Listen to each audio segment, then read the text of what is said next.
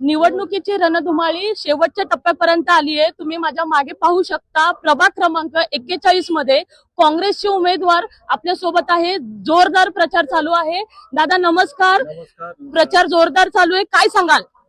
प्रभाग क्रमांक 41 मध्ये माझी पत्नी सौ संगीताताई संजय सपकाळ, त्याचबरोबर नसीम अम्मी शेख, शमशुद्दीन इनामदार आणि विजय पाटील हे चारही उमेदवार दगडे हे चारही उमेदवार काँग्रेसच्या चिन्हावर निवडणूक लढवत आहेत। खऱ्या अर्थाने जर प्रभाग क्रमांक 41 मध्ये आपण पाहिलं तर पंजा हा संपूर्ण प्रभागामध्ये अतिशय सुंदर पद्धतीचं काम या ठिकाणी करतोय आणि लोकांचा कल संपूर्ण हा पंजाकडे आहे आणि येणाऱ्या 15 तारखेला हा कल मतदानाच्या माध्यमातून तो विजयाच्या दृष्टीने तो वाटचाल करत आहे।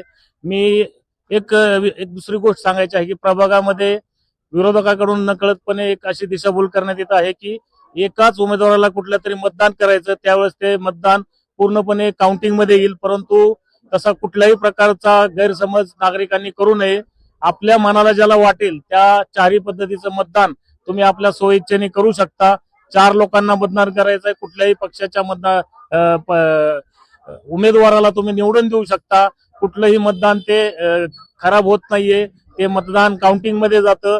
तर हा गैरसमज दूर करून येणाऱ्या 15 तारखेला चांगल्या पद्धतीचं जेवढं जास्तीत जास्त मतदान या ठिकाणी होईल याचा लोकांनी 15 तारखेची तारीख लक्षात ठेवून बाहेर पडावं याचं सगळ्यांना आव्हान करतो। नक्कीच दादा, उमेदवार देखील आपल्या सोबत आहे। दादा, जोरात वाजवत गाजवत प्रचार चालू आहे, नागरिक भरपूर प्रमाणात इथे उपस्थित आहे, काय सांगाल? नक्कीच आमचा जो प्रचार आहे ना, हाऊस टू हाऊस प्रत्येक घरापर्यंत आम्ही पोहोचलोय, तसं कुणीच पोहोचलेलं नाहीये आणि आम्हाला पूर्ण विश्वास आहे की जनता आमच्या बरोबर आहे।